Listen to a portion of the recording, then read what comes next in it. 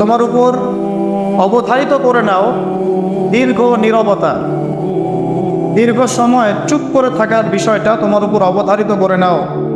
ফাইন্নাহু মাতবাদাতুন লিশ-শাইতান, কারণ এই কাজের মধ্য দিয়ে শয়তান বিতাড়িত হয়ে যায়। ওয়া আউনুল লাকা আলা আমরি দীনিক, দীর্ঘ সময় চুপ থাকলে তোমার দিনের প্রতিটা কাজ করার ব্যাপারে আল্লাহ তোমাকে সাহায্য করবেন, বা দীর্ঘ নীরবতার ব্যাপারটা দিনের প্রতিটা কাজ করার ক্ষেত্রে তোমাকে সহযোগিতা করবে। খুঁজতো, আমি বললাম জিদনি ইয়া রাসূলুল্লাহ, ইয়া রাসূল সাল্লাল্লাহু আলাইহি ওয়াসাল্লাম আমাকে আরো বাড়িয়ে দিন, আরো কিছু বলুন, আরো কিছু ওসিয়ত করুন। ক্বালা, তিনি বললেন ইয়াকা ওয়া কাসরাতাদ দাহিক, সাবধান থাকবে, বেশি বেশি হাসবে না। ফাইন্নাহু ইউমিতুল কানি, কারণ যারা অধিক পরিমাণে হাসাহাসি করে তাদের কলব মরে যায়, তাদের কলবের মৃত্যু ঘটে। ওয়ায়াযহাবু বিনূরি ওয়াজহি, এবং চেহারার মধ্যে নূর চলে যায়, চেহারায় কোনো জ্যোতি বা নূর থাকে না।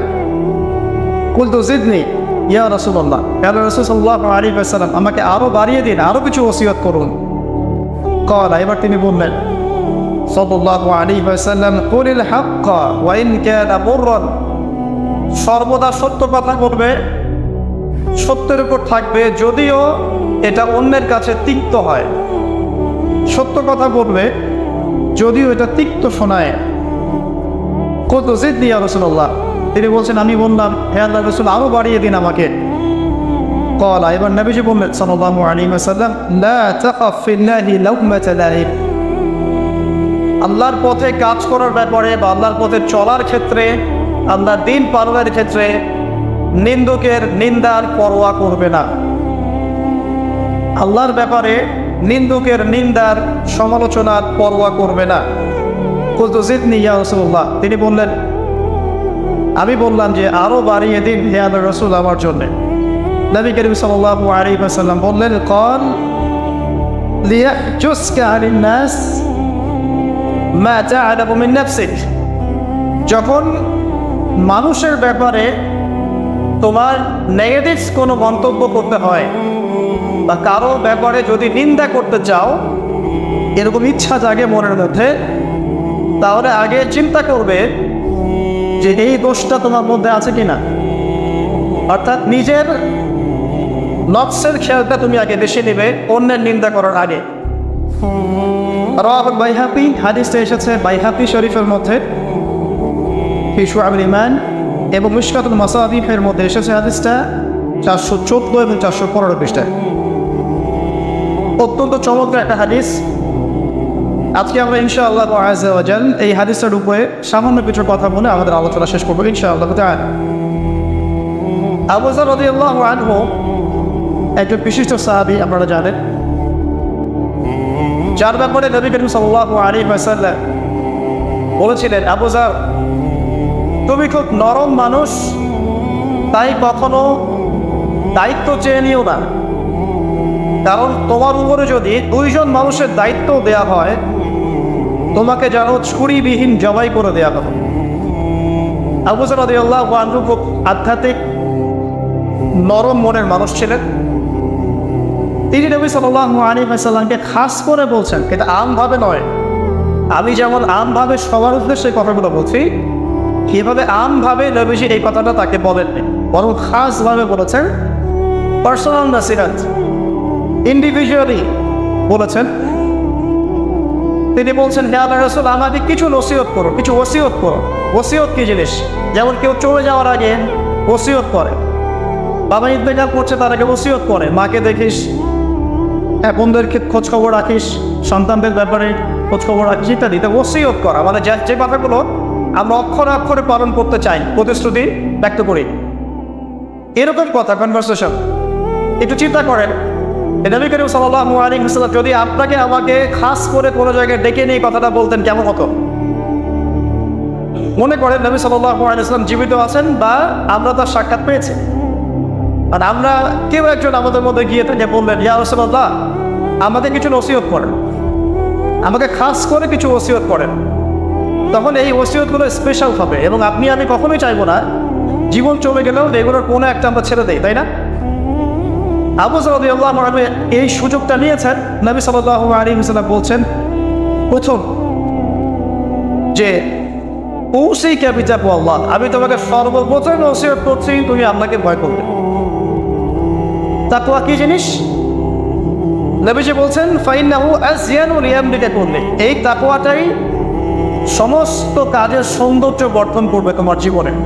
তুমি যত কাজ করবে প্রত্যেকটা কাজ যদি আল্লাহকে ভয় করে করো, প্রত্যেকটা কাজ তোমার জীবনে সৌন্দর্য বর্ধন করবে ইনশাআল্লাহ তাআলা। খুব সংক্ষিপ্ত আকারে বলতে পারি, আল্লাহ রাব্বুল আলামিনের তাওহীদের সাথে কাউকে শরীক না করা, এক কথায় আল্লাহর সাথে শিরক না করার নাম তাকওয়া। ঠিক আছে? আল্লাহ এক, আল্লাহ অদ্বিতীয়, তিনি মহাবিশ্বের স্রষ্টা, আমাদের স্রষ্টা, সৃষ্টিকর্তা, পালনকর্তা, রিজিক দাতা, জীবন মৃত্যুর মালিক, বিধান দাতা। এই প্রত্যেকটা কনসেপ্ট আল্লাহর জন্য খাস করার নাম হচ্ছে তাওহীদ। আর এখানে যদি আমরা কাউকে সমকক্ষ দাঁড় করে তাহলে শিরক হয়ে যাবে। এই শিরকটা তিনভাবে হয়ে থাকে। মানুষ চিন্তার ক্ষেত্রে শিরক করতে পারে। কেউ যদি মনে করে মহাবিশ্বের কোনো স্রষ্টা নাই তাহলে শিরক করবে। কেউ যদি মনে করে স্রষ্টা আরও একজন আছে বা একাধিক আছে তাহলে শিরক করবে। কেউ যদি মনে করে যে আল্লাহ ছাড়া কেউ ইবাদত পাওয়ার যোগ্য, আল্লাহ ছাড়া অন্য কাউকে সেজদা করা যায়, নাউজুবিল্লাহ, আল্লাহ ছাড়া কেউ প্রয়োজন পূরণ করতে পারে, কেউ সন্তান দিতে পারে, কেউ কল্যাণ করতে পারে, কেউ অকল্যাণ করতে পারে ইত্যাদি, আল্লাহ ছাড়া কেউ বিধান দেওয়ার মালিক, এরকম কনসেপ্ট যার মনের মধ্যে আছে, এটা হচ্ছে আকীদাগত শিরক বা চিন্তাগত শিরক। আমি কি বোঝাতে পারছি? 2 নাম্বার কাজের শিরক, যেমন কেউ যদি আল্লাহকে সেজদা না করে অন্য কাউকে সেজদা করে, কর্মগত শিরক করেছে। আল্লাহ পাকের হালালকে কেউ যদি হারাম করে নেয়, কর্মগত শিরক করেছে। আল্লাহ পাকের হারামকে কেউ হালাল করে নেয়, কর্মগত শিরক করেছে। আল্লাহর কাছে দোয়া না করে মৃত মানুষের কাছে দোয়া করে, শিরক করেছে। এগুলো কাজ করতে গিয়ে শিরক করেছে। ইভেন আল্লাহর নামে কসম না করে অন্য কারো নামে কসম করলেও শিরক হয়ে যায়।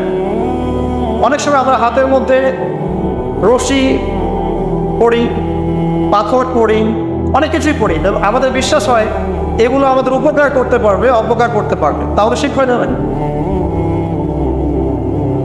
সন্তান আল্লাহ দেন, যদি আমরা মনে করি যে মাজারে গিয়ে দোয়া করলেই সন্তান পাওয়া যাবে, শিরক হয়ে যাবে। আর শিরক এমন একটা পাপ যে পাপটা আল্লাহ পাক তওবা ছাড়া মাফ করে না। মৃত্যুর আগে যদি তওবা করে মানুষ, ইনশাআল্লাহ আল্লাহ পাক মাফ করে দিবেন। যদি তওবা না করে মারা যায়, সম্ভাবনা বেশি এই ব্যক্তি জাহান্নামে যাবে, নাউজুবিল্লাহ।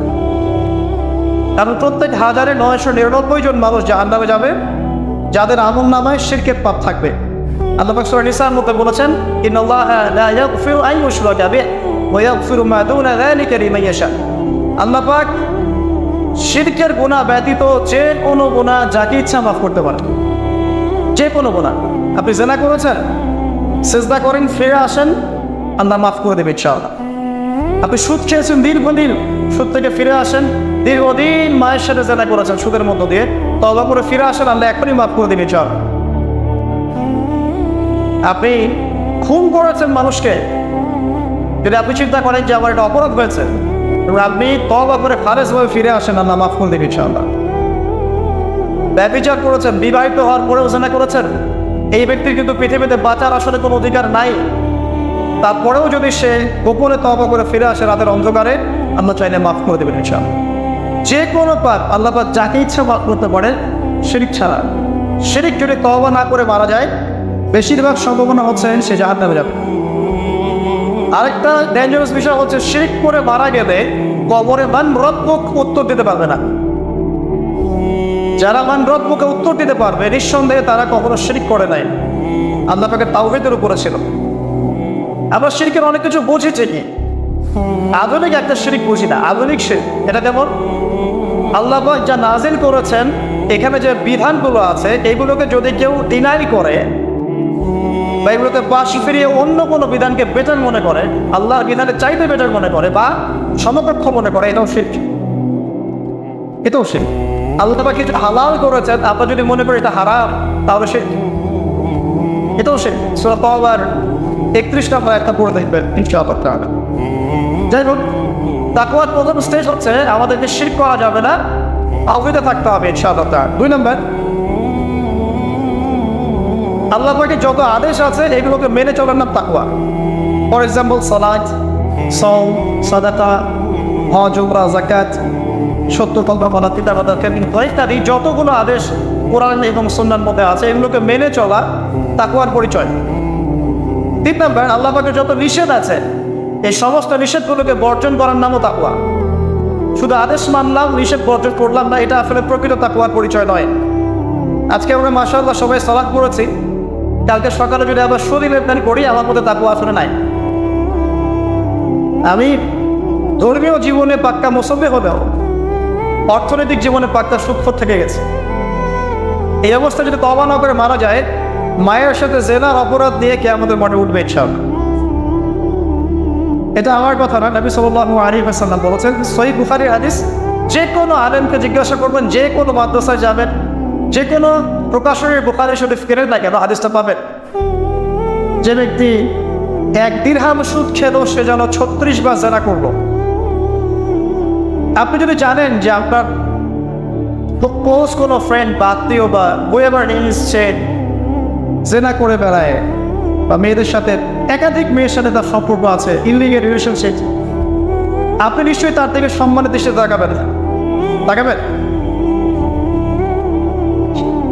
আর আখিরুল জামান এমন একটা যুগ যেখানে সুদ থেকে বাঁচা সো ভেরি ডিফিকাল্ট। এখানে হাজারে খুব কম মানুষই সুদ থেকে বাঁচতে পারবে। যারা বেঁচে থাকবে তাদের গায়েও সুদের ছিটা ফোটা এসে লাগবেই লাগবে, কারণ পুরো বিশ্বের ইকোনমিক সিস্টেমটাই সুদ ভিত্তিক। এটা পরিপূর্ণরূপে ইসলামিক ধাঁচে সাজানো এখন সম্ভব বলে মনে হচ্ছে না। আমরা চেষ্টা করতে পারি, সম্ভব কখন হবে? যখন শেকড় উপরে আসবে। আর শেকড় কখন উপরে হবে? যখন মালহাবা হবে। আর মালহাবা কখন হবে? যখন মদিনার গুরুত্ব কমে যাবে এবং জেরুজালেমের গুরুত্ব বেড়ে যাবে। আর যখন আল-মাহদি আসবেন, ঈসা ইবনে মারইয়াম আসবেন, তখন পৃথিবীতে ইনশাআল্লাহ আযজা ওয়া জাল ইসলাম ব্যতীত কিছুই বাকি থাকবে না।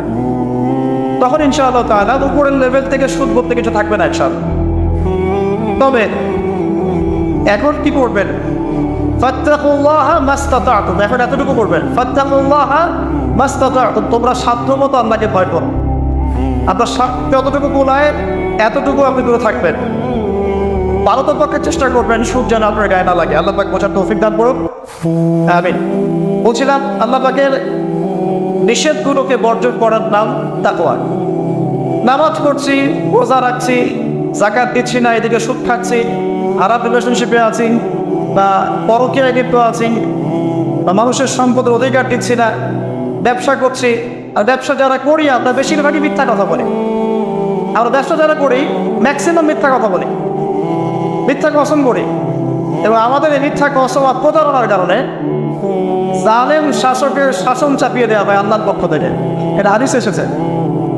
যখন ব্যবসায়ীরা প্রতারণা করবে, মিথ্যা কসম করে পণ্য বিক্রি করবে এবং মাপে কম দেবে, সিন্ডিকেট করবে, তখন আল্লাহর পক্ষ থেকে 2টা আযাব আসে। এক, জালেম পরাশক্তিকে চাপিয়ে দেওয়া হয় যারা এদের উপর জুলুম করবে। 2, সমাজের মধ্যে দুর্ভিক্ষ নেমে আসে। এগুলো নবী সাল্লাল্লাহু আলাইহি ওয়াসাল্লামের কথা, বদলানোর কোনো সুযোগই নেই। আজও তার কালো এগুলো ফলে যাবে ইনশাআল্লাহ, তারা যদি না আমরা আমাদের জায়গা থেকে সরে আসি। তো যারা আমরা ব্যবসা করছি অনেকেই মিথ্যা কথা বলি ম্যাক্সিমাম, এবং মনে করি যে ব্যবসায় এগুলো মিথ্যা বলা জায়েজ, এটা ব্যবসার অংশ মনে করি আমরা। সৎ ব্যবসায়ী কিয়ামতের দিন নবীগণের সাথে থাকবেন। যারা সৎ ব্যবসায়ী তারা কিয়ামতের মাঠে নবীগণের সাথে হাসর করবেন। ছাঁচে খুঁজে পাবেন না, এখন খুব কম সৎ ব্যবসায়ী পাবেন। যাই হোক, যেটা বলছিলাম ভাই, প্রিয় ভাইয়েরা, যে শুধু আদেশ পানের নাম তাকওয়া নয়, নিষেধটা বর্জন করতে হবে। আমরা নামাজ রোজা হজ জাকাত সবই করছি মাশাআল্লাহ, ব্যবসায়িক জীবনে মাপে কম দিচ্ছি, ইকোনমিক লাইফে সুদ খাচ্ছি, আর পলিটিক্যাল লাইফ নিয়ে আমি কোনো কথা বলতে যাচ্ছি না। সেখানে কতটুকু আল্লাহ কতটুকু রাসূল আছে তো আল্লাহ ভালো জানেন, আল্লাহ বিচার করবেন। আমি মৌলিক কথাগুলো বলছি। দেখেন, ফ্যামিলিগত ব্যাপারে আপনারা দেখবেন বাহ্যিকভাবে ইসলামের লেবাস পোশাক আছে ঠিকই, বাট ভিতরে অরিজিনাল ইসলাম নাই। দেখবেন পরিবারে ম্যাক্সিমাম পরিবারে দেখবে পর্দা দেয়, নামাজের ব্যক্তির খুব অভাব। আর নামাজের চিন্তা হলে আপনাকে ফলোয়ার্স জামাতে আসতে হবে। নামাজে চিন্তা হলে আপনাকে ফজরের জামাতে আসতে হবে। এই মসজিদেই আজকে ফজরে আসবেন, দেখবেন এই যে মুসল্লি যারা বসে আছেন তাদের 50% নাই তিনটা সব। তো আমরা পার্সিয়ান ইসলাম ফলো করছি, কিছু মানছি কিছু মানছি না। আল্লাহ বলছেন এটা না, পরিপূর্ণরূপে ইসলামে প্রবেশ করো এবং এটার নাম তাকওয়া। ওসিকুম বিতাকওয়া আল্লাহ, আমি তোমাকে আল্লাহর তাকওয়া, আল্লাহকে ভয় করার ওসিয়ত করছি, খাস করে অনুরোধ করছি, ওসিয়ত করছি। আদেশ মানার নাম যেমন তাকওয়া, নিষেধ বর্জনের নাম তাকওয়া। শুধু আদেশ মানলেই হবে না, নিষেধগুলো বর্জন করার চেষ্টা করতে হবে। আমরা এই জায়গাটাতেই সমস্যায় ভুগছি। আদেশ আমরা অনেকেই পালন করতে পারি, আলহামদুলিল্লাহ, নামাজ পড়তে পারি, রোজা রাখতে পারি, অনেকে যাকাত দেই, মাশাআল্লাহ, সাদাকা করি, দান সাদাকা করি, ইসলামের প্রতি ভালোবাসা আছে, আল্লাহ এবং রাসূলকে মহব্বত করি, কিন্তু হারাম রিলেশনশিপ ছাড়তে পারছেন না। দেখবেন অ্যাফেয়ার ছাড়তে পারছেন না, ফ্রি মিক্সিং ছাড়তে পারছেন না, রিবা ছাড়তে পারছেন না, আপনার পরকীয়া ছাড়তে পারছেন না, অহেতুক এই যে নোংরা অপসংস্কৃতি ছাড়তে পারছেন না। খেয়াল করে দেখেন, স্মোকিং ছাড়তে পারছেন না, মাদকদ্রব্য সেবন ছাড়তে পারছেন না, বাট আপনি ইসলামকে ভালোবাসেন, আল্লাহকে ভালোবাসেন, রাসূলকে ভালোবাসেন। এইটাই মূল সমস্যা আমাদের এখানে। আবার আমি ফিল করি আল্লাহ পাক আমাদের সবাইকে আদেশ মানার সাথে সাথে নিষেধ বর্জন করার তৌফিক দান করুন। চার, আল্লাহ রাব্বুল আলামিনকে হাজির এবং নাজির জানার নাম তাকওয়া। হাজির নাজির কেমন? যে আমার জীবনের প্রতিটা স্টেপ আল্লাহ পাক দেখছেন এবং শুনছেন। আল্লাহ পাক অবশ্যই আজিম থেকেই আমাকে দেখছেন, আমাকে শুনছেন প্রতিটা মুহূর্তে, এখন, আজ, কাল, আগামী, অতীত, বর্তমান, ভবিষ্যৎ, সবসময় আল্লাহ আমাকে দেখছেন, শুনছেন। প্রত্যেকটা মুহূর্তে এই কথা যার মাথায় থাকবে তার পাপ করার প্রবণতা কম হবে। ইনশাআল্লাহ পাপ করলেও সে তওবা করে আল্লাহর কাছে ফিরে আসবে ইনশাআল্লাহ। যদি তার দ্বারা কোনো পাপ হয়েও যায়, আপনি দেখবেন তাকওয়াই তাকে আবার ফিরিয়ে নিয়ে আসবে, সে আল্লাহর কাছে ফিরে আসবে ইনশাআল্লাহ। আল্লাহ পাকে হাজির এবং নাজির জানা। এর আরেকটা নাম আছে, সেটা হলো ইহসান। কি নাম? হাদিসে জিবরিল নামে একটা হাদিস আছে, সহিহ মুসলিমের 9 নম্বর হাদিস, আর মিশকাতুল মাসাবিহ 2 নম্বর হাদিস। ইহসান কি? জিবরাইল আলাইহিস সালাম নবী সাল্লাল্লাহু আলাইহি ওয়াসাল্লামকে জিজ্ঞাসা করেছিলেন। তিনি বলছেন, আন তা'বুদাল্লাহা কাআন্নাকা তারাহু ফা ইন লাম তাকুন তারাহু ফা ইন্নাহু ইয়ারাক। তুমি এমন ভাবে আল্লাহর ইবাদত করবে যেন তুমি আল্লাহকে দেখছো। ওয়া ইন লাম তাকুন তারাহু ফা ইন্নাহু ইয়ারাক, এবং তুমি যদি আল্লাহকে দেখতে না পাও, তুমি সবসময় মনে রাখবে আল্লাহ পাক তোমাকে দেখছেন। এই কনসেপ্টটার নাম হচ্ছে ইহসান, যেটা আমাকে তাকওয়া দিবে। ইহসান থাকে আমাদের মধ্যে। নামাজ পড়ছি, দেখবেন আমাদের মনোযোগ বেশিরভাগেরই কিন্তু থাকে না। আল্লাহ ভালো জানেন, আমি আপনাদের পার্সোনাল ব্যাপারে ইন্টারফেয়ার করতে যাচ্ছি না, বাট আমার মনে হয় বেশিরভাগ মানুষের থাকে না। কারণ বেশিরভাগ মানুষই তো নামাজে যা পড়ছি তার অর্থ জানি না।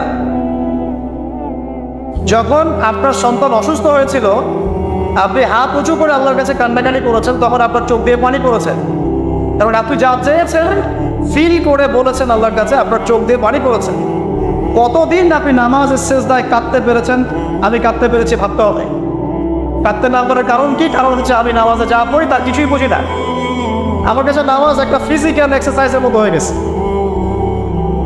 সরি ফর মাই ল্যাঙ্গুয়েজ, আমি কোনো কিছুকে অবমাননা করতে যাচ্ছি না, অনেক ব্যাপারটা এরকমই হয়ে গেছে। তার হলো বাহ্যিকতা নিয়ে আমরা বেশি ব্যস্ত। হাত কোথায় বাঁধতে হবে? নাভির নিচে না বুকে? তারপরে রফুল এদান করতে হবে কি না, পাইবা লাগাবো কি লাগাবো না, আমি জোরে না আসতে বাহ্যিক বিষয় নিয়ে বেশি ব্যস্ত। রুহানিয়াত, যেটা নামাজের ভিতরে রুহ বা আত্মা, ইহসান, মনোযোগ, আল্লাহর সাথে কতটুকু আমি কমিউনিকেট করতে পারলাম, মনের কথা কতটুকু আপনার কাছে ব্যক্ত করতে পারলাম, নামাজে আমি কতটুকু আপনাকে ফিল করতে পারলাম, এটা কিন্তু বেশি আলোচনা হয় না। অথচ কোনটা মৌলিক বিষয় বলেন দেখি? নামাজের এই মারেফতটা কি মূল না? আধ্যাত্মিকতাটাই মূল। আর বাহ্যিক বিষয়গুলো তো আল্লাহ পাক দেখছেন, নেকি দিবেন ইনশাআল্লাহ তাআলা। তো এই যে প্রাণহীন ইবাদত হচ্ছে, রোজা রাখছি, রোজার মর্ম বুঝতে পারছি না। হজ করে আসলো, হাজি সাহেব টাইটেল হলো ঠিকই, কিন্তু হজের মূল মর্ম ইব্রাহিমী চেতনা সে শিখে আসতে পারলো না। সাই করছে সাফা মারওয়া, সে ফিল করতে পারলো না এটা হাজরা আলাইহিস সালামের সুন্নাহ। এই যে আমরা কুরবানি করলাম, ম্যাক্সিমাম আমাদের মধ্যে ঠিক করতে পারি নাই এটা হচ্ছে ইব্রাহিম আলাইহিস সালামের সেই কুরবানি যেটা তিনি ছেলেকে করতে চেয়েছিলেন। এই চেতনাটা আসলো না। তো তো রসকসহীন ইবাদত কতটুকু কবুল হয়, প্রাণহীন ইবাদত কতটুকু উপরে পৌঁছে আল্লাহ ভালো জানেন। তো যে বিষয়টা নিয়ে এই কথাটা বললাম, ইনসান হচ্ছে সেই জিনিস যেটা আমাকে মনে করাবে আমি আল্লাহকে দেখছি, শুনছি, বা আল্লাহ আমাকে দেখছেন এবং শুনছেন। এর জন্য প্রয়োজন আপনি ইবাদতে যা যা করছেন, যা যা বলছেন, এর অন্তত অর্থটুকু বোঝা। তাহলে আপনার ইনশাআল্লাহ মনের মধ্যে সেই ফিলিংসটা আসবে ইনশাআল্লাহ তাআলা। ফর এক্সাম্পল, আপনি নামাজে দাঁড়িয়ে পড়ছেন ওয়ানুনাজ্জিলু মিনাল কুরআন মা হুয়া শিফাউন ওয়া রাহমাতুল লিল মুমিনিন ওয়া লা ইয়াজিদু যালিমিনা ইল্লা ফাসাদ। এই আয়াতের অর্থ কতজন জানেন? একটু হাত উঁচু করে দেন। যারা জানেন তারা যদি আয়াতটা কোরআনের নামাজের মধ্যে পড়েন, তারা মনোযোগ বেশি পাবেন, স্বাভাবিক। অর্থ হচ্ছে কোরআন আমরা নাজিল করেছি, এই কোরআনের মধ্যেই আছে শিফা বা আরোগ্য এবং মুমিনদের জন্য রহমত। যখন আপনি বুঝতে পারলেন তখন কি নামাজে মনোযোগ পারবে না? সুবহান রাব্বিয়াল আ'লা বলছেন, সর্বোচ্চ আমার রব, আমার সর্বোচ্চ সুউচ্চ, তখন আপনার মনোযোগ পারবে না? আত্তাহিয়াতুতে আপনি কি পড়ছেন, দরুদে কি পড়ছেন, দোয়া মাসুরে বলছেন আল্লাহুম্মা ইন্নী যালামতু নাফসি যুলমান কাসীরা, আমি আমার নফসের উপর প্রচুর জুলুম করেছি। তখন কি ফিলিংস হয় যে জুলুমের এখানে স্বীকারোক্তি দিচ্ছি আমি? কারণটা একটাই কারণ। কথা বললে অনেক সময় যাবে, আমার আরও কিছু বলার আছে, যে অর্থটা বুঝতে পারছি না। অর্থ না বুঝলে আপনি রসকসহীন প্রাণহীন ইবাদত করবেন। অর্থ বোঝাটা কি অপরাধ? অর্থ বুঝলে কি আপনি আলেম ওলামা থেকে সরে যাবেন, দূরে সরে যাবেন? আর সব কিছুর অর্থ তো আপনি ব্যাখ্যাটা বুঝতে পারবেন না। তখন আপনি আলেম ওলামার কাছে আসবেন, এসে জিজ্ঞাসা করবেন, ব্যাখ্যা জেনে নেবেন, সিম্পল। তো অর্থ অনুধাবন করলে ইনশাআল্লাহ তাআলা আপনার ইনসান বাড়বে, যেটা আমাকে তাকওয়ার দিকে নিয়ে আসবে। ইনসান মানে আল্লাহকে হাজির নাজির ভেবে ইবাদত করা। আরেকটা বিষয়, ইবাদতের মধ্যে ধীরস্থিরতা আনতে হবে, তাড়াহুড়া বন্ধ করতে হবে। তাড়াহুড়া বন্ধ করলে পরে দেখবেন ইবাদতের মধ্যে স্বাদ পাচ্ছে ইনশাআল্লাহ। দুনিয়াবি হ্যাসেল, দুনিয়াবি যে ব্যস্ততা, এগুলো কমিয়ে আনতে হবে, তাহলে দেখবেন ইবাদতের স্বাদ পাচ্ছেন ইনশাআল্লাহ। প্রত্যেকটা ইবাদতের পটভূমি জানতে হবে, যে নামাজ আমি কি জন্য পড়ি, কোথায় গিয়ে ফরজ হয়েছিল, কুরবানি কেন দিব, কুরবানির ইতিহাসটা কি, হজ যে আমি করবো ঘটনাগুলোর পিছনের গল্পগুলো কি, এগুলো না জানলে আপনি ইবাদতের স্বাদ পাবেন না। তো এই জিনিসগুলো একটু টাচ দিলাম। আল্লাহ পাক আপনার সবাইকে ইনসানের সাথে ইবাদত করার তৌফিক দান করুন, আমিন। তো প্রথম ওসিয়ত করছেন নবী সাল্লাল্লাহু আলাইহি ওয়াসাল্লাম আবু যর রাদিয়াল্লাহু আনহুকে, তুমি আপনাকে ভয় করবে, এটা তোমাকে সমস্ত আমল সুন্দর করে দেবে ইনশাআল্লাহ, সৌন্দর্যমণ্ডিত করে দেবে। তাকওয়া মানে আমরা জানলাম আল্লাহর সাথে শিরক না করা, তাওহীদের উপর থাকা। 2, আল্লাহ পাকের আদেশগুলোকে মেনে চলার চেষ্টা করা। 3 নাম্বার, একই সাথে অ্যাট দ্য সেম টাইম আল্লাহ পাকের নিষেধগুলোকে বর্জন করা। 4, আল্লাহ পাককে হাজির এবং নাজির জান, আল্লাহ পাক আমার প্রতিটা কাজ দেখছেন, শুনছেন, এবং এগুলোর জন্য আল্লাহ পাক আমাকে জবাবদিহি করাবেন, কোনো সন্দেহ নাই, জবাবদিহি করাবেন। তো বিদায় হজের ভাষণে নবী সাল্লাল্লাহু আলাইহি ওয়াসাল্লাম বলেছিলেন, এই তাকওয়ার কথাই বলেছেন। তিনি বলেছিলেন সাল্লাল্লাহু আলাইহি ওয়াসাল্লাম যে আজকে থেকে আরবের উপর অনারবের কোনো ভেদাভেদ নাই, সাদার উপর কালো, কারোর উপর লালের কোনো ভেদাভেদ নাই। কুল্লুকুম মিন আদম, তোমরা সবাই আদম সন্তান, ওয়া আদামু মিন তুরাব, এবং আদম হচ্ছে মাটির সন্তান। ইল্লা তাকওয়া, শুধু তাকওয়া ব্যতীত, যার মধ্যে আল্লাহ ভীতি যত বেশি, সে আল্লাহর কাছে তত বেশি মর্যাদা সম্পন্ন। সূরা হুজুরাতেও সেম কথা আছে, 13 নম্বর আয়াতে আল্লাহ পাক বলেছেন, ইয়া আইয়ুহান নাস, হে মানব জাতি, ইন্না আকরামাকুম ইনদাল্লাহি আতকাকুম, হে মানব জাতি, তোমাদের মধ্যে আল্লাহর কাছে সবচেয়ে বেশি মর্যাদা সম্পন্ন সেই ব্যক্তি যে অধিক মুত্তাকি বা অধিক তাকওয়াওয়ালা। এবং এই তাকওয়ার পজিশনটা কোথায় সেটা নবী সাল্লাল্লাহু আলাইহি ওয়াসাল্লাম বলেছেন। এটা আমার টুপিতে নাই, আমার দাড়ি, আমার লেবাস, আমার পোশাক, আমার চলাফেরা, এসবের মধ্যে তাকওয়ার প্রকৃত পরিচয় নাই। নবী করিম সাল্লাল্লাহু আলাইহি ওয়াসাল্লাম বলেছেন, তাকওয়া হাহুনা, তাকওয়া হচ্ছে এখানে, এই বলে তিনি কলিজার থেকে 3 বার ইশারা করেছেন। অর্থাৎ তাকওয়ার মূল কেন্দ্র কোথায়? আপনার কলবে। আর কলব সংক্রান্ত একটা কথা কিন্তু হাদিসের মধ্যে আসবে একটু আগে, কিছু একটা কাজ করলে কলবটা মরে যাবে, সে কাজটা কি? আপনারা হাদিসে করতে পারছেন, সামনে যাচ্ছি চল। তো কলবের ব্যাপার তাকওয়া, তাতে কলবের যত্ন নেওয়া লাগবে। আপনার দেহের যেমন যত্ন নেই, পোশাকের যত্ন নেই, পরিবারে থাকতে পছন্দ করি, বাড়ি ঘর চকচকা রাখতে পছন্দ করি, তাই না? তো তাহলে কলবটাও পরিষ্কার করার চেষ্টা করতে হবে। কি করলে কলবের যত্ন হবে। তার কথা এই হাদিসে আছে, একটু সামনে যাচ্ছি চল। আমি ওই হাদিসের বাইরে কিছু কথা বলছি। কলবের যত্ন, বেশি বেশি মৌতের স্মরণ এবং পরকালের ফিকির কলবকে চিন্তা করবে ইনশাআল্লাহ। মনের মধ্যে কোনো প্রকার রিয়া অহংকার রাখা যাবে না, কলব জীবিত হবে ইনশাআল্লাহ। কারো প্রতি হিংসা বিদ্বেষ পোষণ করবেন না, কলব চিন্তা থাকবে ইনশাআল্লাহ। মানব সেবামূলক যে কাজগুলো আছে, ফর এক্সাম্পল এতিমের দেখাশোনা করা, বিধবাদের খোঁজখবর নেয়া, মিসকিনের পাশে দাঁড়ানো, এই কাজগুলো করলেও কলব জিন্দা হয়, কলবের মধ্যে নূর আসে, সাকিনা আসে। কলব পরিষ্কার না করে যতই দাড়ি টুপি পাগড়ি জুব্বা পড়ি না কেন, আদতে কোনো লাভ হবে না। আল্লামা তাকিস মানে হাফিজাহুল্লাহ তাসাউফ এবং তাসকিয়া বইটা পড়তে পারেন, এখানে ডিটেইলস এই বিষয়ে জানতে পারবেন ইনশাআল্লাহ। সামনে যাই। আবু যর রাদিয়াল্লাহু আনহু বলছেন যে কুলতু, আমি বললাম, জিদনি ইয়া রাসূলুল্লাহ, হে রাসূল আমার জন্য আরো বাড়িয়ে দেন। তাকওয়ার বিষয়টা বুঝতে পেরেছে, আমার জন্য আরো বাড়িয়ে দেন, আরো কিছু ওসিয়ত করুন। নবী সাল্লাল্লাহু আলাইহি ওয়াসাল্লাম বলেন আলাইকা বিতিলাওয়াতিল কোরআন। দ্বিতীয় ওসিয়ত কি? আলাইকা কথার অর্থ হচ্ছে তোমার উপরে ওয়াজিব করে ফেলো, একেবারে তোমার উপরে শক্ত করে নাও। আলাইকা তোমার উপর শক্ত করে নাও, বিতিলাওয়াতিল কোরআন, কোরআনের তেলাওয়াত। তোমার উপরে কোরআনের তেলাওয়াতটাকে অবধারিত করে নাও, শক্ত করে নাও। ওয়া যিকরিল্লাহি আযজা ওয়া জাল্লা, এবং আল্লাহ পাকের জিকিরটাকে অবধারিত করে নাও। ফাইন্নাহু যিকরুন লাকা ফিস সামার, কারণ এই বিষয়টা আসমানে তোমাকে স্মরণের মাধ্যম হবে। ওয়া নূরুন লাকা ফিল আরদি, এবং পৃথিবীতে আল্লাহ পাক তোমাকে নূর দান করবেন। দ্বিতীয় ওসিয়তের মধ্যে দুটো জিনিস, একটা হচ্ছে কোরআন তেলাওয়াত, একটা হচ্ছে আল্লাহ জিকির। কোরআন তেলাওয়াত সম্পর্কে খুব সরল একটা কথা বলছি। কোরআনুল কারীম বিশুদ্ধ করে তেলাওয়াত শিখতে হবে, এক নম্বর বিষয়। যদি বিশুদ্ধ করে মদ মাখরাজ তাজবিদের সাথে না শেখেন, তাহলে সারা জীবন ভুল করে যাবেন আর কোরআনের অর্থ বিকৃত হয়ে যাবে। আপনার অজান্তেই এমন অর্থ চলে আসবে যা আপনি মোটেও কল্পনা করেননি এবং কামনাও করেন নাই।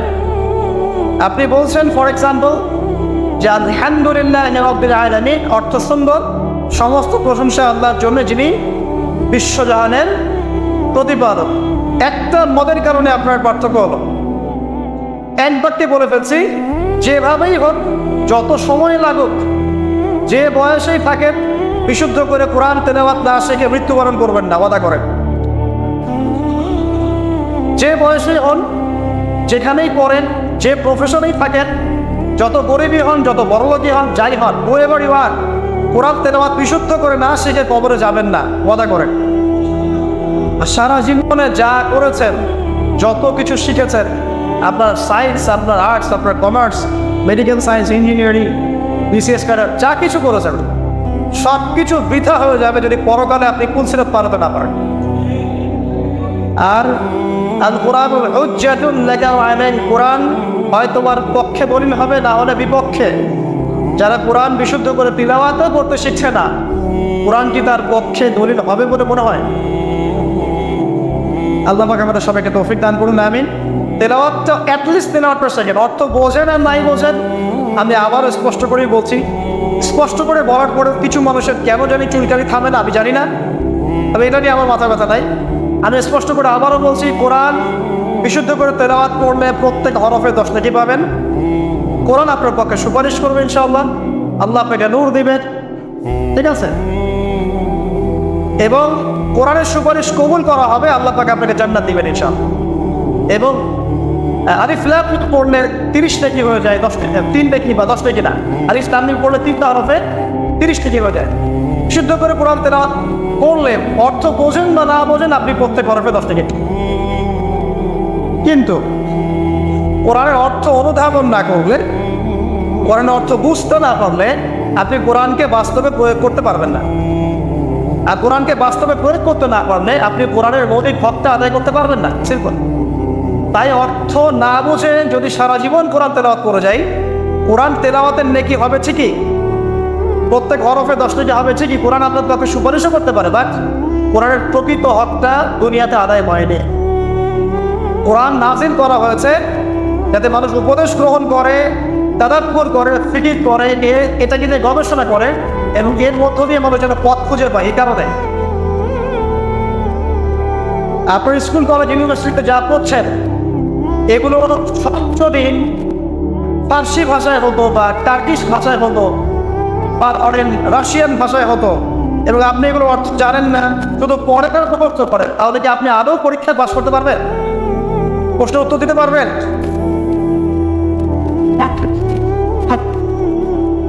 অর্থ জানার জন্য কি করতে হবে? অর্থ জানার জন্য আরবি ব্যাকরণের মৌলিক বইগুলো শিখতে হবে। আরবি ব্যাকরণের মৌলিক বইগুলো আপনাকে পড়তে হবে। মাদ্রাসায় চেষ্টা করবেন, মাদ্রাসার যে আলেম ওলামারা আছে তাদের কাছে পড়ে থাকতে হবে, আরবি ভাষা শিখতে হবে। এগুলো যদি খুব ডিফিকাল্ট মনে হয় সেক্ষেত্রে আপনি কমপক্ষে একটা বিশুদ্ধ তাফসীর কিনবেন, কিনে আপনি কোরআন নিয়মিত অর্থ সহ পড়বেন। তবে এতটুকু পড়াশোনা করে কখনো নিজেকে মুফতি ভাববেন না, ফতোয়াবাজি শুরু করবেন। এটা গুরুত্বপূর্ণ নসিহত, কারণ অনেকে আবার অর্থ পড়ে ফতোয়া দেওয়া শুরু করে। একজন কোরআন পড়ে আমাকে বলেছিল যে কোরআনে তো 5 ওয়াক্ত নামাজই পেলাম না, 2 ওয়াক্ত নামাজ পাচ্ছি। এই যে ফজর, যোহর, আসর, মাগরিব, এশা সিরিয়ালে তো কোথাও দেওয়াই নাই, কেন নামাজ পড়ে? একজন কোরআন পড়েই বলছে, অর্থ পড়েই বলছে যে কোরআনে তো হাদিস মানার কোনো দলিল পেলাম না, কোরআনে কোথাও বলা হয়নি যে হাদিস মানো, এরকম বলছে। আমি যে প্রথমে আয়াত তেলাওয়াত করলাম, ওয়া মা আতাকুমুর রাসূলু ফাখুযুহু, রাসূল সাল্লাল্লাহু আলাইহি ওয়াসাল্লাম যা দিয়েছেন তা গ্রহণ কর। সূরা তাওবা, সূরা হাশরের 7 নম্বর আয়াত। ওয়া মা নাহাকুম আনহু ফাত্তাকু, এবং রাসূল যাদেরকে নিষেধ করেছেন তাদেরকে, তো এই রাসূলের আদেশ নিষেধ মানার জন্য হাদিস লাগবে না? তার কোরআন পড়ে হাদিসে বলে না পাওয়ার কারণ কি? কারণ সে খালি কাট পেস্ট প্রোটেস্ট্যান্ট ভার্সনে কোরআন পড়েছে, অর্থটা তাফসীরটা সে ঘেটে দেখে নেয়। অর্থ পরে উৎসাহিত করছি, তবে ফতোয়াবাজি করতে যাবেন না। আপনি যেটা বুঝবেন না আলেম ওলামার কাছে গিয়ে অবশ্যই জিজ্ঞাসা করে অর্থ ব্যাখ্যা জেনে নেবেন। তোমরা জ্ঞানী থেকে জিজ্ঞাসা করবে যদি সে বিষয়ে তোমাদের জ্ঞান না থাকে। তো আবু যর রাদিয়াল্লাহু আনহু কে নবী সাল্লাল্লাহু আলাইহি ওয়াসাল্লাম বলছেন তিলাওয়াত, কোরআন তেলাওয়াতটাকে ওয়াজিব করে নাও নিজের উপরে। তো আমরা কি কমপক্ষে প্রতিদিন একটা করে সূরা পড়তে পারি না ভাই? কমপক্ষে একটা পৃষ্ঠা পড়তে পারি না? যারা আরেকটু বেশি পড়ি 5 পৃষ্ঠা, আরেকটু বেশি পড়ি 10 পৃষ্ঠা। হাফেজে কোরআনে 600 পৃষ্ঠা আছে। এই 600 পৃষ্ঠাকে আপনি 30 পারায় ভাগ করেন, প্রত্যেক পারায় 20 পৃষ্ঠা, এক পারায় 20 পৃষ্ঠা। তো আমি সকালবেলা ঘুম থেকে উঠে নিয়ে অর্ধেক পারা করে পড়তে পারি 10 পৃষ্ঠা। যারা একটু ভালো করে পড়তে পারি, ফ্লুয়েন্সি আছে, তারা 1 পারা করে পড়তে পারি। প্রতিদিন 1 পারা করে পড়লে প্রতি মাসে আপনি একটা করে খতম দিতে পারবেন। আচ্ছা, না পারেন, প্রতিদিন 10 পৃষ্ঠা করে যদি পড়েন তাহলে 2 মাসে একটা খতম হবে, পারা যাবে? তাও না পারেন, প্রতিদিন 5 পৃষ্ঠা করে পড়েন, 4 মাসে একটা খতম হবে, বছরে 3টা খতম। কম নাকি? অনেক। এতটুকু যদি করেন আলহামদুলিল্লাহ। কোরআন গবেষণা আসার আগে আপনাকে আগে তিলাওয়াত বিশুদ্ধ করে করা শিখতে হবে এবং নিয়মিত তিলাওয়াত করতে হবে, তারপরে গবেষণার বুঝ আল্লাহ পাকের পক্ষ থেকে আসবে ইনশাআল্লাহ। এত সহজে আসবে না। আল্লাহ আমাদেরকে নিয়মিত কোরআন তেলাওয়াত করার তৌফিক দান করুন, আমিন। অনেক কোর্স এখন বের হয়েছে যেগুলোর মধ্য দিয়ে খুব সহজেই কোরআনের অর্থ আপনি শিখতে পারেন। আপনি আরবি ব্যাকরণ শিখতে পারেন, আরবি ভাষা শিখতে পারেন, হ্যাঁ, কোরআনিক গ্রামার শিখতে পারেন, বা বিশুদ্ধ করে মদ মাখরাজের সাথে কোরআন শিখতে পারেন। অনলাইনেও আছে, অফলাইনেও আছে। কীভাবে শিখবেন আমি জানি না, কার কাছে যাবেন আমি জানি না। এতটুকু জানি, আমি আপনাকে ওসিয়ত করতে চাই যে মৃত্যুর আগে কমপক্ষে একটা বার কোরআনটা অর্থসহ পড়েন, আর অবশ্যই বিশুদ্ধ করে কোরআন তেলাওয়াত করতে শেখেন। আপনি যে বয়সেরই হন, যে পেশারই হন, আর যেখানকার মানুষই হন না কেন, আল্লাহ পাক তৌফিক দান করুন। আরেকটা বলা হয়েছে ওয়া যিকরুল্লাহি আযজা ওয়া জাল, এবং আল্লাহ পাকের জিকির। এই দুটো করলে আসমানে তোমাদের স্মরণ করা হবে এবং জমিনে আল্লাহ পাক তোমাদের নূর দিবেন। আল্লাহ জিকির কি? আল্লাহকে স্মরণ করা। সবচেয়ে সেরা জিকির নামাজ। সবচেয়ে সেরা জিকির কি? নামাজ। তারপরে সেরা জিকির কোরআন তেলাওয়াত। কোরআনকে আল্লাহ পাক জিকির বলেছেন, ইন্না নাহনু নাযালনা যিকরা ওয়া ইন্না লাহু লাহাফিজুন। আমি কোরআনকে বা এই জিকিরকে নাযিল করেছি, আমি একে হেফাজত করবো ইনশাআল্লাহ। এছাড়া জিকির বলতে আমরা আসলে যা বুঝি এগুলো খুব শর্ট করে বললে, প্রত্যেক দিন কিছু মাসনুন দোয়া দেওয়া আছে যেগুলো পড়লে আপনার জিকিরের হকটা আদায় হয়ে যাবে। খুব সহজ। 100 বার সুবহানাল্লাহ বললে 1000 নেকি হবে, পারা যাবে না?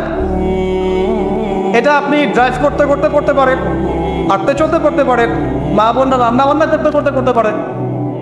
এটা যে আলাদা করে ওযু করে বসতে হবে জরুরি না, ওযু শর্তও না। আপনি চলতে ফিরতে কাজটা করতে পারেন, ইস্তেঞ্জা করা বাদ দিয়ে ওখানে বসে বসে আবার এটা করেন, ঠিক আছে? ওকে, 100 বার আলহামদুলিল্লাহ পড়া যাবে না, 100 বার আল্লাহু আকবার পড়া যাবে না, লা ইলাহা ইল্লাল্লাহ 100 বার পড়া যাবে না। খুব সহজ। বা সকালবেলা অ্যাটলিস্ট আপনি একটা বার পড়লেন আয়াতুল কুরসি, একবার পড়লেন সাইয়্যিদুল ইস্তিগফার, সাইয়্যিদুল ইস্তিগফার একবার পড়লে ওই দিন যদি সে ব্যক্তি মারা যায় তাহলে জান্নাত। মাগরিবের ওয়াক্তে পড়ে ফজর হওয়ার আগে যদি মারা যায় জান্নাত ইনশাআল্লাহ। এরকম অনেক দোয়া আছে, আউযু বিকালিমাতিল্লাহি তাম্মাতি মিন শাররি মা খালাক পড়বেন ইনশাআল্লাহ। কোনো বিশ্বের অনিষ্ট আপনাকে স্পর্শ করবে না ইনশাআল্লাহ। জিন ভূত, জিন শয়তান, জাদু টোনা, চোখ লাগা, বদনজর কোনো কিছুই কাজ করবে না ইনশাআল্লাহ। এগুলো নিয়ে এখন অনেক রোগী দেখেন না, জিনগ্রস্ত রোগী, সেহেরের রোগী, মাজনুন হয়ে যাচ্ছে, পাগল, মেন্টালি ডিপ্রেসড, মানসিকভাবে। এখন তো বেশিরভাগ মানুষ মানসিক রোগী, ফিজিক্যাল রোগী কম, মানসিক রোগী বেশি। আর এখন এমন এমন জেনারেশন তৈরি হচ্ছে, এরা ক্রেজি, এরা হচ্ছে মানসিকভাবে বিকলাঙ্গ। পরীক্ষা করতে চায়, সবার হাত থেকে স্মার্টফোন কেড়ে নেয়, ইন্টারনেট কানেকশন বন্ধ করে গ্রামে পাঠিয়ে দেয়। 1 মাসের মধ্যে সব পাগল হয়ে দেশে ফিরে আসে, পাগল হয়ে যাবে। ইন্টারনেট কানেকশন নাই, স্মার্টফোন নাই, দেখবেন পাগল, ক্রেজি হয়ে যাবে। যাই হোক, আল্লাহ পাক আমাদেরকে হেফাজত করুন। জিকির বানিয়ে দেন। একটা জিকির আছে, সুবহানাল্লাহি ওয়া বিহামদিহি আদাদা খালকিহি ওয়া রিদা নাফসিহি ওয়া জিনাতা আরশিহি ওয়া মিদাদা কালিমাতিহি। যে ব্যক্তি এটা 3 বার পড়বে, ফজরের পর থেকে নিয়ে সূর্য ওঠা পর্যন্ত বসে বসে যদি আপনার জিকির করতেন, যে নাকি হতো এতটুকু পড়লে সে নাকি হয়ে যাচ্ছে। আপনি যদি প্রতিদিন হজ করতে যান, উমরা করতে যান, ইশরাকের নামাজ পড়বেন, জামাতে ফজর পড়ার পর একটা হজ একটা উমরার নাকি পাবেন। অনেক জিকির আছে, আমি শর্ট করে বলে দিই। হিসনুল মুসলিম একটা বই আছে, কি না? হিসনুল মুসলিম, এই বইয়ের মধ্যে সব জিকির দেওয়া আছে, বিশুদ্ধ সনদে আছে, কোনো সমস্যা নেই। এই জিকির আজকালগুলো বাড়িয়ে দেন। আল্লাহ পাক বলছেন আসমানে তোমাকে স্মরণ করা হবে এবং পৃথিবীতে আল্লাহ পাক তোমাকে নূর দান করবে। সব আসমানেও যে স্মরণ করা যায়, এটা তো এখন আপনারা বোঝার কথা। এখন তো এই পিকচারগুলো বের হয়ে আসছে, আপনাকে কত হাজার কত বছর আগের পিকচার দেখানো হচ্ছে না? আচ্ছা, ওখান থেকে পৃথিবীকে দেখতে এরকমই লাগবে। ওখানে গিয়ে যদি দেখা যায় ওখানে কোনো রশ্মি ধরা পড়েছে, ওরাও পৃথিবীর এত হাজার বছর আগের অতীত দেখবে। যে সূর্যকে আপনি দেখেন, এটা এখনকার সূর্য নয়। যে সূর্য ডুবছে, যেটা আপনি দেখছেন, এটা ওই সময়ের সূর্য নয়, এটা 8 মিনিট 20 সেকেন্ড আগের সূর্য। আমরা আসলে বর্তমান দেখি না, আমরা অতীত দেখি। আমরা মহাকাশে আসলে বর্তমান দেখি না, অতীত দেখি। এই পুরো জিনিসটা, এই যে বিজ্ঞানের জয়টা বলা হচ্ছে না, এটা নিয়ে ইনশাআল্লাহ আমি একটা লেকচার দিব ইনশাআল্লাহ তাআলা, ভেরি রিসেন্টলি ইনশাআল্লাহ। এখানে অন্য একটা মেসেজ আছে। এই পুরো বিষয়টা আপনাকে আরো কিছু বিষয় বোঝাচ্ছে। তার মধ্যে প্রথমটা কি জানেন? পরকালের অস্তিত্ব। পরকালের অস্তিত্ব এখন বললে জটিল হয়ে যাবে, এদিকে যাচ্ছে না। এই পুরো আবিষ্কারটাই পরকালের অস্তিত্ব আপনাকে বোঝাচ্ছে এবং আল্লাহ পাক যে টাইম ফ্রেমের ঊর্ধ্বে অবস্থান করছেন এটা আমাদেরকে বোঝাচ্ছে। এটার হাদিসও আছে। যা আবিষ্কার করা হয়েছে এগুলো প্রথম আসমানের বিষয়। এরকম আরো 2, 3, 4, 5, 7টা আসমান আছে এবং 7ম আসমানের উপরে আছে মহাসাগর, তার উপর আছে কুরসি, তার উপর আরশে আজিম, তার উপরে আল্লাহ রাব্বুল আলামিন।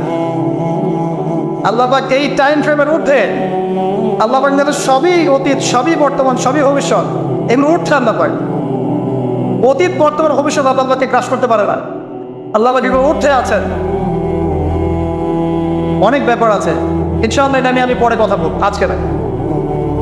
তো যাই হোক, আসমানে আপনাকে স্মরণ করা হবে, তার মানে আসমানেও আল্লাহ পাকের সৃষ্টি আছে যারা আপনাকে স্মরণ করবেন। আল্লাহ পাক আপনাকে স্মরণ করবেন ইনশাআল্লাহ। এবং পৃথিবীতে আপনাকে নূর দেওয়া হবে। নূর মানে কি? আলো। আলো কখন লাগে? যখন অন্ধকার দূর করতে হয়। এই তো অন্ধকার দূর করতে আলো লাগে। পৃথিবীতে অন্ধকার আছে? এখানে অন্ধকার বলতে কি বোঝানো হয়েছে? রাতের অন্ধকার? জাহেলিয়াতের অন্ধকার। কিসের অন্ধকার? চারিদিকে জাহেলিয়াত নাই, ঘুষ দেনা ব্যভিচার জাহেলিয়াত দিয়ে ভর্তি না? এই জাহেলিয়াত দূর করতে হলে আমরা টর্চ লাইট লাগবে, নূর লাগবে। সেই নূর আল্লাহ পাক আপনাকে দিবেন যদি আমি কোরআন তেলাওয়াত করি এবং আপনার জিকির বাড়িয়ে দিই। আল্লাহ পাক আমাদেরকে সবাইকে নূর দান করুন, আমিন। এরপরের ওসিয়ত ছিল, শর্ট করে নিচ্ছি। তিনি বলেন, কুলতু ইয়া রাসূলুল্লাহ জিদনি, আমাকে আরো বাড়িয়ে দিন হে আল্লাহর নবী। তিনি বলছেন খুব ইম্পর্টেন্ট কথা, আলাইকা বিতুলিস সামতি, দীর্ঘ সময় নীরবতা অবলম্বন করার ব্যাপারে আমি তোমাকে ওসিয়ত করছি, এটা তোমার উপরে ওয়াজিব করে না। দীর্ঘ সময় চুপ করে থাকাটা মারেফতের পরিচয়। যখন আপনি চুপচাপ থাকবেন, খুব বেশি কথা বলবেন না, বেশি অপ্রয়োজনীয় কথা বলবেন না, প্রয়োজনীয় কথা বলবেন, আল্লাহর পক্ষ থেকে আপনার কলমের উপরে ইলম আসবে, ইলমে লাদুন্নি আল্লাহর পক্ষ থেকে আসবে ইনশাআল্লাহ। দেখবেন ঠান্ডা মাথায় চিন্তা করলে সুন্দর গোছানো চিন্তা করা যায় না, এলোমেলো হবে না চিন্তা উন্নত হবে। এবং যদি আমরা বেশি ব্যস্ত থাকি, বেশি কথা বলি, তখন কিন্তু চিন্তাগুলো এলোমেলো হয়ে যায়। এটা বলা হচ্ছে প্রয়োজনীয় বিষয়গুলোর ক্ষেত্রেও কথার ক্ষেত্রে সতর্কতা অবলম্বন করে। তাহলে অপ্রয়োজনীয় যে কথাগুলো আছে, যে গীবত, পরনিন্দা, পরচর্চা, অহেতুক মিউজিক শোনা বা অহেতুক কাব্যচর্চা, অহেতুক উপন্যাস, এগুলোর কি মূল্য আছে? তাহলে যখন প্রয়োজনীয় ক্ষেত্রে আল্লাহ পাক বলছেন আলাইকা বিতুলিস সামতি, তোমার উপরে দীর্ঘ নীরবতাকে ওয়াজিব করে নাও, তাহলে অপ্রয়োজনীয় গান, গল্প, আড্ডাবাজি, এই যে আমরা চায়ের দোকানে করছি, ক্যারাম খেলতে খেলতে করছি, লুডু খেলতে খেলতে করছি, অহেতুক আড্ডাবাজি করছি, ফ্রেন্ড সার্কেল একত্রিত হলে অনেক অহেতুক গল্প হয়ে যায়।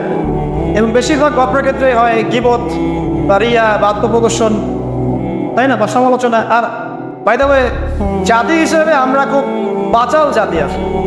আমরা কাজের চেয়ে কথা বলতে বেশি পছন্দ করি, আমরা কাজের চাইতে কথা বলতে বেশি পছন্দ করি, কিন্তু যারা উন্নত সভ্যতা তারা কথা কম বলে, কাজ বেশি করে। আমরা কাজের চেয়ে কথা বেশি বলতে পছন্দ করি, এবং কাজ যদি কোনো একটা করে ফেলি, যদি কাজ হয় 5 ডিগ্রির, আমরা কথা বলতে শুরু করি 100 ডিগ্রি। আপনারা আমাদের এরকম, তো আমাদের এই জাতিগত পরিবর্তন আনতে হবে। কথা কম বলি আমরা, আল্লাহ পাক কাজ বেশি করার তৌফিক দান করুন। এবং কথা যখন বলবো সেটা যেন প্রয়োজনীয় কথা হয়। আর যদি কোনো অপ্রয়োজনীয় কথা হয়েও যায় কোনো জায়গায়, একটা দোয়া পড়ে উঠবেন, ইনশাআল্লাহ কাফারা হয়ে যাবে। এটা বেশি জরুরি না? এটা বেশি জরুরি। তো যখন কোনো জায়গায় বসলেন, অপ্রয়োজনীয় অনেক কথা হয়ে গেছে, ওঠার আগে বলবেন সুবহানাকা আল্লাহুম্মা ওয়া বিহামদিক, আশহাদু আন লা ইলাহা ইল্লা আনতা, আস্তাগফিরুকা ওয়া আতুবু ইলাইক। বাস, আপনার এই বৈঠকে যদি কোনো অপ্রয়োজনীয় কথা হয়ে যায়, আল্লাহ পাক সেটা মাফ করে দেবেন ইনশাআল্লাহ। এটা মা বোনদেরকে শেখাবেন, কারণ তাদের এটা বেশি প্রয়োজন। যাই হোক, এরপরে আসেন, তারপরে তিনি বলছেন জিদনি ইয়া রাসূলুল্লাহ, আমাকে আরও কিছু ওসিয়ত করুন। তিনি বলছেন ওয়া ইয়াকা কাসরাতিদ দাহিক, খুব ইম্পর্টেন্ট, তোমার উপরে এটা অবধারিত করো যে তুমি বেশি হাসবে না, বেশি বেশি হাসবে না। সূরা তওবার মধ্যে একটা আয়াত আছে যে তারা বেশি বেশি হেসে নিক, অচিরে তারা এমন অনেক বেশি কান্নাকাটি শুরু করবে। তারা হেসে নিক, অচিরেই তারা অনেক বেশি কান্নাকাটি শুরু করবে। নবী সাল্লাল্লাহু আলাইহি ওয়াসাল্লাম হাদিসে বলেছিলেন, তোমরা যদি জানতে আমি যা জানি, আল্লাহর পক্ষ থেকে আমি যা জানি, তোমরা যদি তা জানতে, তাহলে তোমরা একটা মাঠে একত্রিত হয়ে যেতে, স্ত্রী সহবাসও ছেড়ে দিতে, স্ত্রীকে ছেড়ে দিয়ে একটা মাঠে একত্রিত হয়ে যেতে এবং সিজদায় পড়ে কান্নাকাটি শুরু করতে। তোমরা যদি জানতে আমি যা জানি, তোমরা সেটা জানো না। তো বেশি হাসাটার কুফল কি? নবী সাল্লাল্লাহু আলাইহি ওয়াসাল্লাম বলছেন ফাইন্নাহু ইউমিতুল কলব। এটা ওই যে কলবের কথা বললাম, কলবের যত্ন নিতে হবে, কলবকে মেরে ফেলবে। বেশি বেশি হাসলে কলবকে মেরে ফেলবে। আবার এখন থেকে কিছু ব্যায়ামের অ্যাসোসিয়েশন বের হয়েছে, এরা সবাইকে হাসায় হো হো করে, এরা সবাইকে হো হো করে হাসায়, বলে জোরে জোরে হাসলে হার্টের অসুখ নাকি কম হয়। আর আল্লাহ রাসূল বলছেন যারা বেশি বেশি হাসে এদের কলব মরে যায়। নবীজি কেমন করে হাসতেন? নবী সাল্লাল্লাহু আলাইহি ওয়াসাল্লাম মুচকি হাসতেন। তিনি হাসতেন, এমনকি বলা হচ্ছে হাদিসে নিজের দিনী ভাইয়ের সাথে, মুসলিম ভাইয়ের সাথে হাসি মুখে সাক্ষাৎ করলে নেকি হয়, আমল নামে নেকি লেখা হয়। তো হাসবো অবশ্যই, আমরা কখনোই মানে হাসা কমিয়ে দিব না, অবশ্যই হাসবো, তবে অট্ট হাসি না। অট্ট হাসি নিজের হৃদয়টাকে কি করে মেরে ফেলে, মুচকি হাসে। আর নবীজি কখনো কখনো এমনভাবে হেসেছেন যে তার দাঁত দেখা গেছে, এমনভাবেও হেসেছেন, কিন্তু সেটা সংখ্যা খুব কম ছিল। তো আসুন, এর একটা কুফল আছে, এবং এই অট্ট হাসি বেশি বেশি দেওয়ার ফলে চেহারার যে নূর, মুত্তাকি মানুষ যারা, নামাজি মানুষ যারা কোরআনের সাথে সম্পর্ক রাখে, দেখবেন চেহারা একটা নূর থাকে, একটা আলো থাকে, আল্লাহর পক্ষ থেকে একটা নূর থাকে। একটা রব থাকে, একটা প্রভাব থাকে। রব মানে প্রভাব। তো বেশি বেশি জোরে হাসলে চেহারার নূর কমে যায়। একটু খেয়াল করে দেখবেন, আপনি 5 ওয়াক্ত সালাত জামাতের সাথে পড়ার চেষ্টা করেন, নিয়মিত তাহাজ্জুদে উঠতে অভ্যাস করেন, দেখবেন ফজরের ওয়াক্তের দিকে আপনার চেহারা দিয়ে কিছু একটা নূর বের হচ্ছে। এটা হবে, দেখবেন চেহারাটা নুরানি লাগবে। দেখবেন অনেক ভাই যারা মারা গেছেন, যারা পড়াতে গিয়ে দেখবেন চেহারা নুরানি, চেহারাতে আলো বের হচ্ছে। আর মানুষ যত বেশি পাপ করতে থাকে চেহারার নূর তত কমতে থাকে। চেহারার নূর তত কমতে থাকে। যত বেশি প্রকাশ্য আর গোপন পাপ মানুষ করতে থাকে, চেহারার নূর কমতে থাকে। তবে অনেক নুরানি চেহারার পিছনেও কিন্তু শয়তান থাকে, এটাও মাথায় রাখতে হবে। তো আল্লাহ পাকে প্রকৃত মুত্তাকি বান্দা হওয়ার তৌফিক দান করুন, আমিন। আর দুটো ওসিয়ত তিনি করেছেন, সেটা হলো যে কুলতু জিদনি ইয়া রাসূলুল্লাহ, আমি বললাম ইয়া রাসূলুল্লাহ আমাকে আরো বাড়িয়ে দিন, আরো ওসিয়ত করুন। তিনি বলছেন কুলিল হাক কানা মুরওয়ান, সবসময় সত্য কথা বলবে যদিও এটা তিতা শোনায়, মানুষের কাছে তিক্ত মনে হয়। তুমি সত্য কথা বলবে। আর সত্যের সংজ্ঞাটা আমাদের জানতে হবে। সত্যের সংজ্ঞাটা আমরা যা শিখেছি এটাই চূড়ান্ত সংজ্ঞা নয়। সত্যের ডেফিনেশন হচ্ছে সূরা কাহফের 29 নম্বর আয়াতে আছে। কোন সূরায়? সূরা কাহফ 29 নম্বর আয়াতে আছে। আল্লাহ পাক বলেছেন ওয়াকুলিল হাক্কু মির রাব্বিকুম ফামান শাআ ফালিউমিন ওয়া মান শাআ ফালিয়াকফুর। সত্য সেটাই, আরো করে শোনেন, সত্য সেটাই যা তোমার রবের পক্ষ থেকে নাযিল হয়। যার ইচ্ছা হয় সে মেনে নিক, ঈমান আনুক, যার ইচ্ছা হয় অস্বীকার। ইন্না আতাদনা লিযালিমিনা নারা, আমি জালেমদের জন্য আগুন প্রস্তুত করেছি। ইলা আতিন লায়া। তো এখানে আল্লাহ সত্যের ডেফিনেশন দিয়েছেন, দ্য ডেফিনেশন অফ ট্রুথ। সত্যের ডেফিনেশন কি? আল্লাহর পক্ষ থেকে যা নাজিল হবে সেটাই সত্য। আল্লাহর পক্ষ থেকে তাওরাত নাজিল হয়েছে, ঠিক আছে, জাবুর নাজিল হয়েছে, ইনজিল নাজিল হয়েছে, সুহফ ইব্রাহিম মুসা নাজিল হয়েছে, কোরআন নাজিল হয়েছে। যখন তাওরাত নাজিল হয়েছিল, তাওরাত ওই যুগের জন্য সত্য মিথ্যার চূড়ান্ত মানদণ্ড ছিল। এখন না, কারণ সেটা রহিত হয়ে গেছে। জাবুর ওই যুগের জন্য সত্য মিথ্যার চূড়ান্ত মানদণ্ড ছিল। ইনজিল ওই যুগের জন্য ছিল। যখন থেকে কোরআন নাজিল হয়েছে এবং সুন্নাহ এসেছে, কিয়ামত পর্যন্ত সত্য মিথ্যার এর বাইরে কোনো মানদণ্ড আছে? তবে যে কোনো বুদ্ধি, যে কোনো দর্শন বা ফিলোসফি, যে কোনো স্কুল অফ থট, যে কোনো মতবাদ, যে কোনো বৈজ্ঞানিক আবিষ্কার, যেটাই হোক না কেন, যদি কোরআন এবং সুন্নাহর সাথে মিলে যায়, সাংঘর্ষিক না হয়, সেটাকে মেনে নিতে আমাদের কোনো আপত্তি নেই, ঠিক আছে। কিন্তু যে কোনো বিজ্ঞান বা দর্শন বা যুক্তি বা মানব রচিত কোনো মতবাদ, যেটাই হোক, যে কোনো স্কুল অফ থট বা ফিলোসফিক্যাল থট, এগুলো কোরআন এবং সুন্নাহর সাথে যদি না মিলে, সাংঘর্ষিক হয়, সেক্ষেত্রে এটা না বানাই আপনার আমার উপর ওয়াজিব। এটা সত্য মিথ্যার মানদণ্ড থাকবে না। এখন আমাদের কাজ কি? জাস্ট এগুলোকে মিলিয়ে দেখা কোরআন সুন্নাহর সাথে এগুলো মিলছে কিনা, ব্যাস। ওয়াইন কানা মুররান, যদি সত্য তিতাও হয় তবুও বলতে হবে। যদি চাকরি চলেও যায়, ইমাম সাহেবকে সুদের এগেনস্টে বলতে হবে, বলা শিখতে হবে। ঘুষের এগেনস্টে বলা শিখতে হবে, দুর্নীতির এগেনস্টে বলা শিখতে হবে। ওয়াইন কানা মুররান, যদি তিতাও লাগে, তবে বলার ভাষাটা এগ্রেসিভ হবে না। মানুষকে আঘাত করে বলার ব্যাপারটা ইসলাম সমর্থন করছে না। কিভাবে? ফেরাউনের কাছে নবী মুসা আলাইহিস সালামকে দাওয়াত দিতে পাঠানো হচ্ছে। ফেরাউন যে হামান, কারুন নাম মনে আছে তো, তাদের কাছে পাঠানো হচ্ছে নবী মুসা এবং তার ভাই হারুন আলাইহিস সালামকে। আল্লাহ পাক এখন তাদেরকে বলছে কি, যাহাবা ইলা ফিরাউন, তোমরা দুজনে ফেরাউনের কাছে যাও, ফাকুলা লাহু কাওলান লাইয়িনা, ফেরাউনের কাছে গিয়ে নরম ভাষায় কথা বলো। লাআল্লাহু ইয়াতাযাক্কারু আও ইয়াখশা, হতে পারে সে উপদেশ গ্রহণ করবে এবং আমাকে ভয় করবে। তো প্রেজেন্টেশনের একটা ব্যাপার আছে। আল্লাহ নবী মুহাম্মদ সাল্লাল্লাহু আলাইহি ওয়াসাল্লামকে বলছেন যে উদউ ইলা সাবিলি রাব্বিকা বিল হিকমা, তুমি তোমার রবের দিকে মানুষকে ডাকো প্রজ্ঞার সাথে, ওয়া মাউইযাতিল হাসানা, এবং উত্তম উপদেশের সাথে।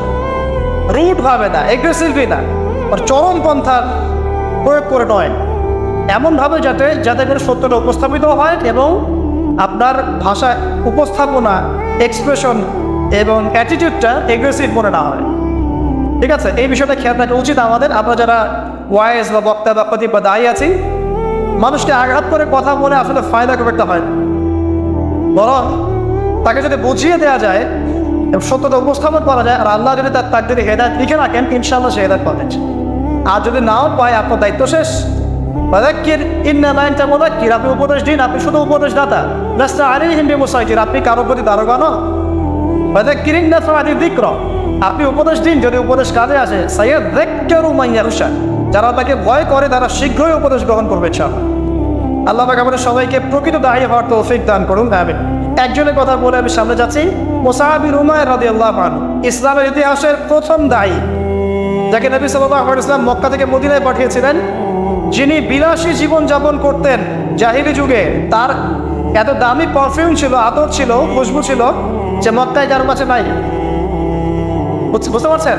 ইসলাম কবুল করার পরে তার অবস্থা এমন হয়েছিল যে তার একাধিক পোশাকও নাই যেটা চেঞ্জ করে নামাজ পড়বেন। উহুদের যুদ্ধে তিনি শহীদ হয়েছেন এবং তাকে দাফন করার জন্য কাফনের কাপড় পাওয়া যায়নি। তাকে ঘাস সিন নামক ঘাস দিয়ে দাফন করা হচ্ছে। এই হলো আপনার দুনিয়ার শেষ পর্যন্ত, কিন্তু পরকালে তিনি এখন জান্নাতুল ফিরদাউসে আছেন ইনশাআল্লাহ। এখানে আপনি সাফল্যও বুঝতে পারছেন। তো মুসআব বিন উমাইর রাদিয়াল্লাহু আনহু যখন মদিনায় গিয়ে দাওয়াত দিচ্ছেন, তখন সাদ বিন মুআজ নামে একজন সাহাবী ছিলেন, যিনি আওস গোত্রের নেতা। তিনি দাওয়াতি কাজ করছেন, কিন্তু সাদ বিন মুআজ তার কাছে এটা পছন্দ হচ্ছে না। তিনি এসে খুব কড়া ভাষায় বললেন যে মদিনা থেকে এই দাওয়াতি কাজ যদি বের না করো, তাহলে তোমার আমার মাঝখানে যে আত্মীয়তার সম্পর্ক আছে এটাও থাকবে না, মানে তোমাকে আমি হত্যা করো। মানে তিনি ইসলামটা পছন্দ করছেন না। তিনি বলছেন এখান থেকে বেরো, এই দাওয়াতি কাজ এখান থেকে বন্ধ করো, মদিনা থেকে বের হও। তখন মুসআব বিন উমাইর কি করছেন শোনেন, তিনি বলছেন তিনি কোনো রকম এগ্রেসিভ কথা বললেন না। আমরা হয়তো কি করতাম, আমরা হয়তো কিন্তু এগ্রেসিভ কথা বলতাম। আমাদের ইস্যু না থাকলেও যে পরিমাণে এগ্রেসিভ কথা আমরা বলি, ইস্যু খুঁজে খুঁজে বের করে একজনের মানহানি করার জন্য, আন্ডারস্টিমেট করার জন্যে, মানুষের চোখে তাকে আন্ডারস্টিমেট করার জন্য, কত কি না ইস্যু না থাকলেও। আর এখানে তো ইস্যু জাজল্যমান, তাকে এসে পড়া ভাষায় বলছেন বের হয় এটাতে, এই মসজিদ থেকে বের হয়, দাওয়াতি কাজ করা যাবে। তিনি বলছেন আচ্ছা পড়বো ফাতাস না, আপনি কি একটু বসবেন, একটু শুনবেন। ওয়াইন রাদিতা বিহি ক্বাবিলত, আমি যে দাওয়াতটা দিচ্ছি এটা যদি আপনার পছন্দ হয় তাহলে আপনি কবুল করবেন। ওয়াইন কারিহতা, যদি আপনি এটা অপছন্দ করেন, আযান আন কামা তাক, তাহলে আপনি যেটা অপছন্দ করছেন এটা আপনাকে থেকে নিয়ে চলে যান, থাকবেন। কত ডিপ্লোম্যাটিক অ্যান্সার, যে আমি যে দাওয়াতটা দিচ্ছি এই দাওয়াতটা যদি আপনার পছন্দ হয় আপনি কবুল করেন, যদি না হয় তাহলে আমি এটা থেকে চলে যান। এবার তিনি বসলেন, তাওহীদের কথা শোনালেন, লা ইলাহা ইল্লাল্লাহ দাওয়াত দিলেন, ইসলামের সব বেসিক জিনিসগুলো বোঝালেন। সাদ বিন মুআজ রাদিয়াল্লাহু আনহু ইমিডিয়েটলি ইসলাম কবুল করলেন এবং তার মধ্য দিয়ে 80টা পরিবার ইসলাম কবুল করলেন। এই হচ্ছে দায়ীর ক্যারেক্টার হওয়া উচিত। আল্লাহ পাক আমাদেরকে তার মতো দায়ী হওয়ার তৌফিক দান করুন, আমিন। তো যেটা বলছিলাম যে সত্য উপস্থাপন করতে হবে, তবে মাউইজাতুল হাসানা, হিকমার সাথে, প্রজ্ঞার সাথে এবং যুগোপযোগীভাবে কোরআন সুন্নাহকে হাতে নিয়ে ওয়ার্ল্ডকে ডিল করার মতো জ্ঞান থাকতে হবে। সর্বশেষ নবী সাল্লাল্লাহু আলাইহি ওয়াসাল্লাম যে ওসিয়ত করছেন সেটা হলো, তিনি বলছেন লা তাখাফ ফিল্লাহি লাওমাতা লাইম, ইয়া আবু যার, আল্লাহর পথে চলার ক্ষেত্রে নিন্দুকের নিন্দার কোনো পরোয়া করবে না। আল্লাহর পথে যখন তুমি চলতে শুরু করবে, কোন চলা, প্রকৃত চলার কথা বলছি, কথিত চলার কথা বলছি না। আমরা কিন্তু ম্যাক্সিমাম কথিত চলি, আর প্রকৃত চলার কথা বলছি। মানে ইসলামের বেসিক প্রতিটা বিষয় আপনি মেনে চলেন, এটা প্রকৃত চলা। এবং নিষেধ, বেসিক নিষেধ সব ছেড়ে দেন, এর না প্রকৃত চলা। আর কথিত কি, বাইন মুযাবযারিনা বাইনাহুম, মানে এদিকেও আছে এদিকেও আছে, মানে যখন যেদিকে বাতাস সেদিকে ফ্লো আর কি, ঠিক আছে। পাবলিক দেখলো, একটা ফতোয়া দিলাম, পাবলিক চেতে গেল, ফতোয়া চেঞ্জ করে দিল, মুযাবযারিনা বাইনাহুম। তো প্রকৃত চলা, যখন তুমি প্রকৃত রূপে আপনার পথে চলবে, তখন মানুষ তোমার নিন্দা করবে, সমালোচনা করবেই। মানুষ নিন্দা করবেই, সমালোচনা করবেই। এটা নবীগণের সুন্নাত। নূহ আলাইহিস সালাম থেকে শুরু করে মুহাম্মদ সাল্লাল্লাহু আলাইহি ওয়াসাল্লাম পর্যন্ত এমন কোনো নবী নাই যাকে তার কওম তিরস্কার করে নাই, বের করে দেয় নাই, অত্যাচার করে নাই। কোনো কোনো ক্ষেত্রে নবীদেরকে হত্যা পর্যন্ত করা হচ্ছে। তো নবীগণের যে নিষ্পাপ কোনো মানুষ আছে, তাহলে তাদেরকে এই ভোগান্তি কেন পোহাতে হলো? তারা কি আমার হচ্ছে অন্য কোনো ইসলাম ফলো করতেন? তাহলে আমরা এমন কোনো ইসলাম ফলো করছি যেটা কিন্তু আমাদের সব ঠিক থাকে, চাকরিও যায় না, পরিবারে সব ঠিক থাকে, এদিকে আমি ব্যবসাও লাভ উন্নতি করছি, ঠকাচ্ছি, আবার আমার হজমরাও ঠিক আছে, মাশাআল্লাহ। সো এমন ইসলামের কথা বলা হচ্ছে এখানে, যে ইসলাম পালন করলে পরিপূর্ণ ইসলাম যারা পালন করছে না এরা তখন আপনাকে নিন্দা করবে, সমালোচনা করবে, আপনাকে তিরস্কার করবে। এটা শুরু হবে আপনার পরিবার থেকে। আপনি টোটাল ইসলাম ফলো করার চেষ্টা করেন, আপনার পরিবার থেকে বাধা শুরু হবে ফার্স্ট অফ অল এখান থেকে। তারপরে সমাজ মেনে নিবে না, তারপরে দেখা যাবে ধর্ম নেতারা মেনে নিবে না। প্রচলিত একটা সিস্টেম চলছে, আপনি এসে একটা নতুন কিছু বলছেন, তখন এরা মেনে নিবে না, যে নতুন বিষয়টা অবশ্যই কোরআন সুন্নাহর সাথে মিল আছে। তারপরে সর্বোচ্চ লেভেল ফেরাউন নমরুদ, এটা পরে, ওটা সবার আগে আসবে। তবে নবী তো বলছেন সাল্লাল্লাহু আলাইহি ওয়াসাল্লাম, লা তাখাফা বিল্লাহি লাওমাতা লাইম, কোন নিন্দুকের নিন্দা বা সমালোচনার পরোয়া করবে না। মনে রাখবেন, যারা বীর তাদের গায়ে আঘাতের চিহ্ন থাকে, যারা কাপুরুষ এদের গায়ে কখনো আঘাতের চিহ্ন থাকে না। আর যারা ইসলাম ফলো করেও খুব পুত পবিত্র থাকতে চায়, ডানেও যাবো না বামেও যাবো না, এভাবেই সব চলবে, তাদের ইমান, ইসলাম এবং ইহসান নিয়ে নতুন করে ভাবার সময় এসেছে এখন।